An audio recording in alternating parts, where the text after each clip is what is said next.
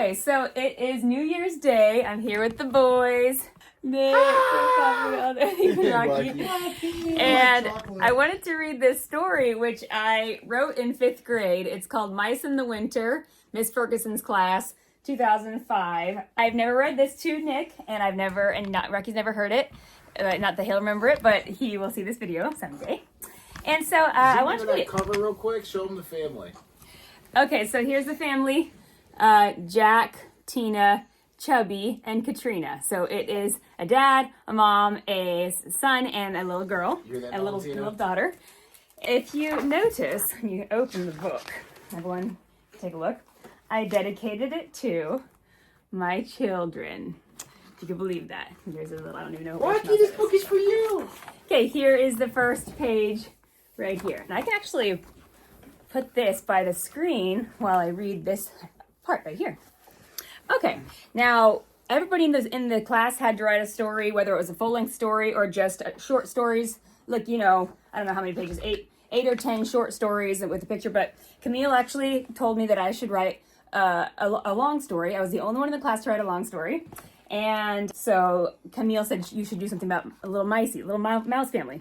So I was like, okay, I'll do that. So it's called Mice in the Winter, and here it goes.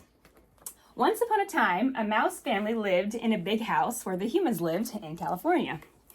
It was a mouse's paradise. Every night, the little family of 4 would sneak out of their little hole into the kitchen and eat all of the leftover supper that the humans ate that night. In this small family, the dad's name was Jack, the mom's name was Tina, their son's name was Chubby, and their daughter's name was Katrina. Let's see. One day, while they were rushing out of their hole to get scraps from lunch, they overheard the humans rejoicing over the idea of getting a cat. Now, the mouse family had always had to watch out for the new cat. At first, they did pretty well, but soon Jack found that it took a lot of work to avoid the cat. And when the mice went out to eat at night, when everyone was asleep, the cat wasn't, and watched them and tried to attack. Jack had taken many risks every night to feed his family, and finally decided to pack up and move out of their beloved home. So there's their home, has stairs, and there's the mouse about to, tempting Katrina with that, and they're all worried. So there's the picture. This is inside the mouse hole, just so you know. Oh, okay. Yeah, that's inside the mouse hole. There's the mouse. Haley. Thank you. That's probably the best illustration I've ever put. Anyway, here's the next illustration. Okay, there it is. They waited until midnight to make their escape. When the time came, they tiptoed to the door and made a way out. They made it outside and started jumping for joy. After they calmed down, they noticed that they didn't even know where they were headed. Jack was ashamed to put his family outdoors unprotected without a plan. Plus, it was chilly out. A puppy came walking up the front porch steps.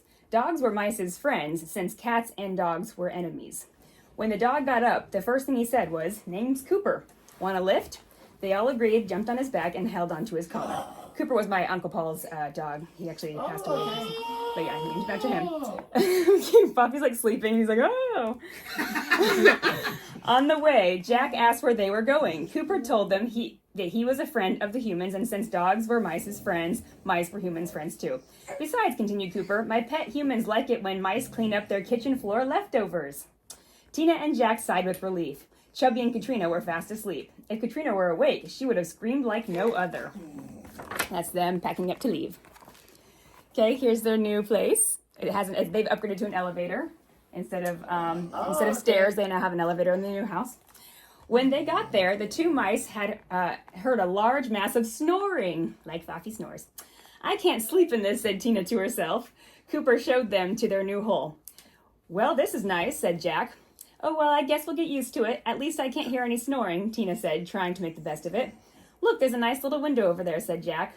"Oh, good," said Tina as she lay her children down to sleep and turned the lights out. Cooper brought them breakfast at 6 o'clock the next morning. Normally, he never served anyone before himself. Perhaps he was now more generous since he saw his fellow mice outside freezing their tails off and felt compassion on them and wanted to do something nice for them.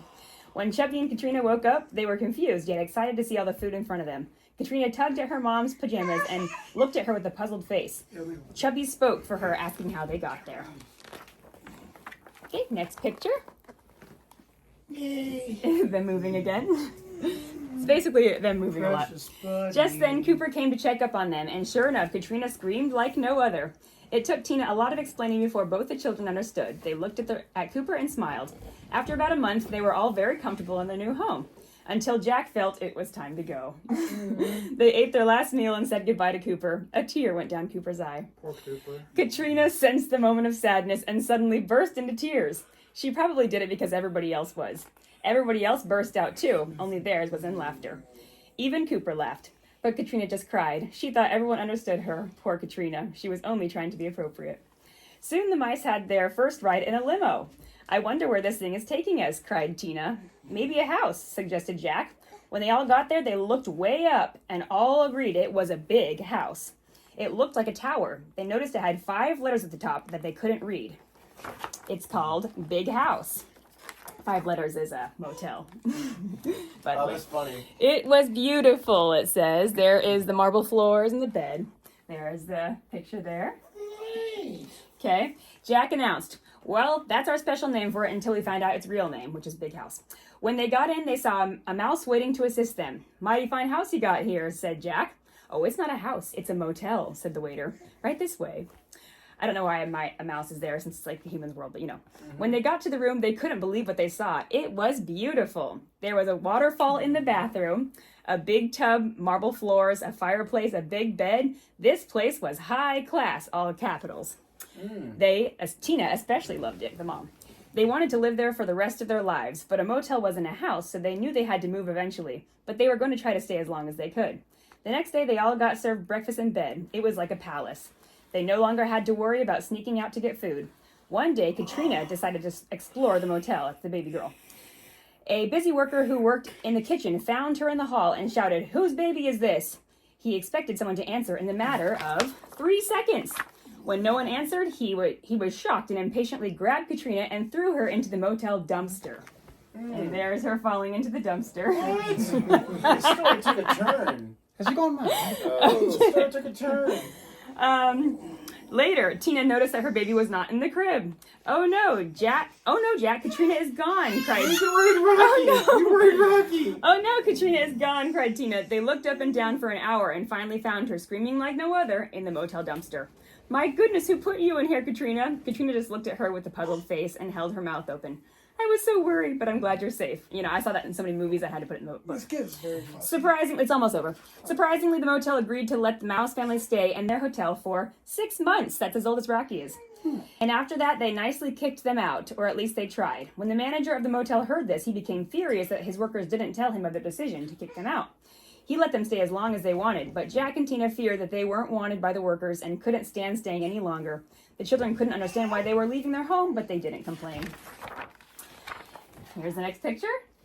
Oh, Welcome to Alaska. I was gonna say, good for Haley had some edge to her. Like, how am I killing off one of my main characters? That's pretty edgy from a 5th grader. When they got outside, they didn't know what to think or do, so they just went by instinct and walked for miles and miles.